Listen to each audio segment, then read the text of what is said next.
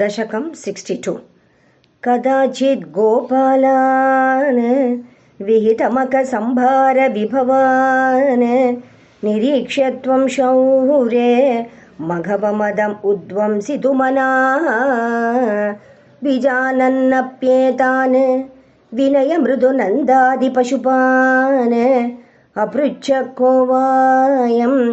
जनक भवताम् उद्यम इति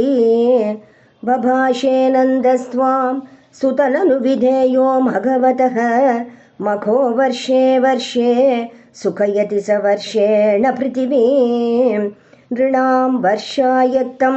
निखिलमुपजीव्यं महितले विशेषादस्माकं तृणसलिलजीव्या हि पशवः इति श्रुत्वा वाचं पितुरै भवान्नाह सरसं दिगे तन्नो सत्यं मघवजनिता वृष्टिरिति यत् अदृष्टं जीवानां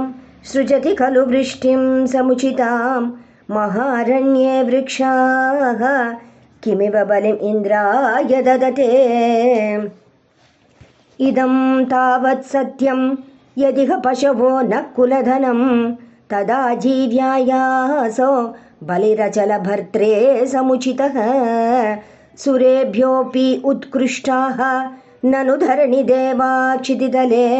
ततस्तेऽप्याराध्याः इति जगति तत्त्वं निजजनान् भवद्वाचं श्रुत्वा बहुमतियुतास्तेऽपि पशुपाः द्विजेन्द्रानर्चन्तो बलिमददुरुच्चैक्षितिभृते व्यदो प्रादक्षिण्यं सुवृषमनम् अन्नादरयुताः त्वमादशैलात्मा बलिमखिलम् आभीरपुरतः अवोचश्चैवं तान् किमिह विततं मे निगदितं गिरीन्द्रो नन्वेषः स्वबलिमुपभुङ्क्ते स्ववपुषा अयं गोत्रो गोत्रद्विषि च कुपिते रक्षितुमलं समस्तानित्युक्ताः जघृषुरखिला गोकुलजुषः परिप्रीतायाताः खलु भवदुपेता व्रजजुषो व्रजं यावत्तावत् निजमकविभङ्गं निशमयन् भवन्तं जानन्नपि अधिकरजसा क्रान्तहृदयः न सेहे देवेन्द्रः त्वदुपरचितात्मोन् अतिरपि मनुष्यत्वं यातो मधुभिदपि देवेष्वविनयं विदत्ते चेनष्टः त्रिदशशतसां कोऽपि महिमा ततश्च त्वं शिष्ये पशुपहतकस्य श्रियमिति प्रवृत्तस्त्वां जेतुं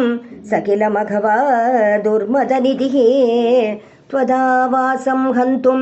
प्रलयजलदानम्बरभुवि प्रहिण्मन् बिभ्राणः कुलिशमयमभ्रे भगमनः प्रतस्तेऽन्यैः अन्तर्दहनमरुदाद्यैर्विकसितो